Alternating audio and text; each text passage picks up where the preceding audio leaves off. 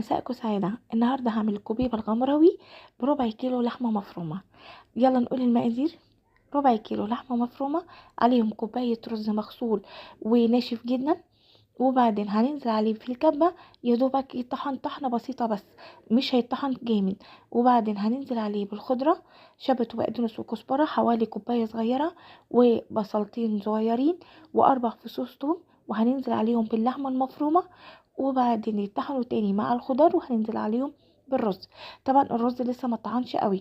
هننزل عليهم بالتوابل ملح وفلفل وكمون وبهارات لحمة، ولما يطحنوا هندهن ايدينا زيت والطبق كمان، وبعد كده هنشكلها دوريات كبيرة سمكها رفيع علشان لما تنزل في الشوربة ما تفنش ويبقى شكلها مش حلو.